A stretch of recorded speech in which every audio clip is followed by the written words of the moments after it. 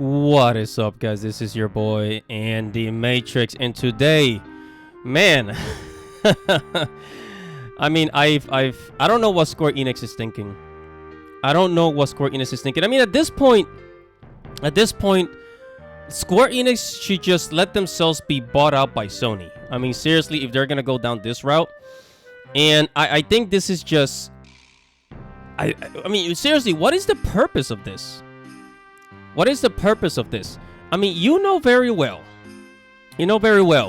what happens when, when gaming companies go down this route, right? People just start migrating. I mean, and there's still a lot of places to quote unquote migrate, right? I am here at Sankaku Complex, and it says Square Enix sinks to new low as Harvestella, which is a game, I'll show it to you in a moment, boasts non-binary gender option.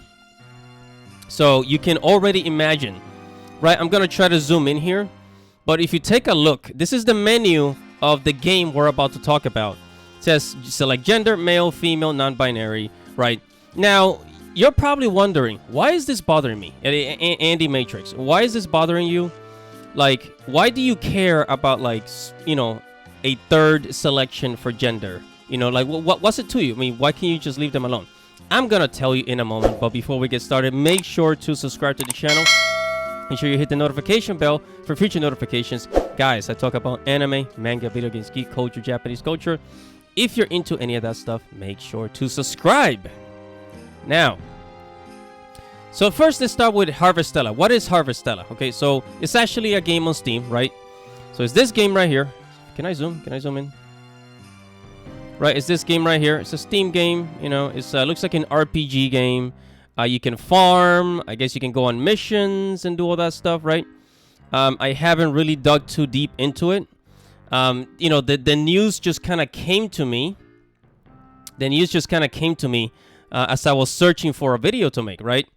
And this happened. Now, let's read a little bit about it. It says, considering the past actions and words of the developer publisher, the revelation that the Harvestella demo contains the option to make players' characters identified as non-binary should come as no surprise, but many will be dismayed at how low Square Enix has now fallen. Right, and then here are the options, right? Male, female, non-binary. It says the option was presented in currently available prologue demo for Harvestella on Nintendo Switch, a farming simulation game that also has comeback in it, and it was also discovered that the Japanese version of the game also includes this option, albeit as the word neutral, right? And actually, let me add to that, because in Japan, I actually made a video about this, but in Japan, a lot of schools, yes, high schools and I think middle schools, outside of the Tokyo area, I believe, they have chosen to remove any gender options when students apply for like a school or something, right? So I guess there are certain parts in Japan, some people in Japan that are on the board with this, right? Okay, and yeah, so in Japan, same thing. So it says this absurd insertion of gender politics should not be surprised, as Square Enix previously stated that they took modern sensibilities into consideration when designing Final Fantasy VII Remake Honeybee Inn, while also saying they designed it from a gender-free perspective. Yeah, we already know what that sounds like. So again, back to the question: why does this bother me? Why does this thing, like the whole non-binary gender thing, bothers me? I have nothing against these people. What bothers me is that this is how Square Enix starts, right?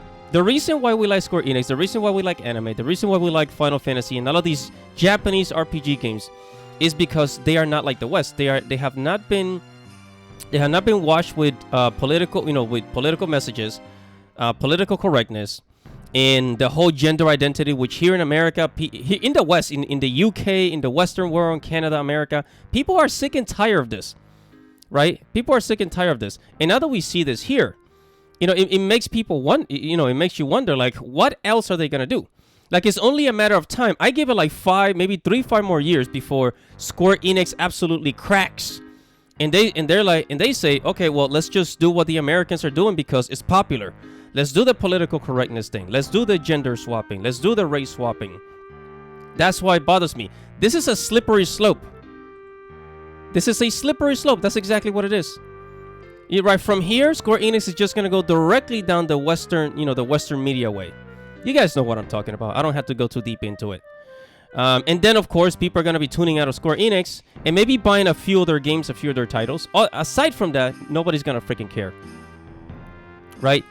And then it says Square Enix has also gained a negative reputation for the Western localization of its remakes, altering the dialogue from the original games so as to exclude any instances that could be perceived as offensive to women, and in some cases even forcing it on Japanese consumers. Yeah, and the Japanese consumers hate that crap. I don't know, this whole like gender thing, it's I don't know, it's just ridiculous.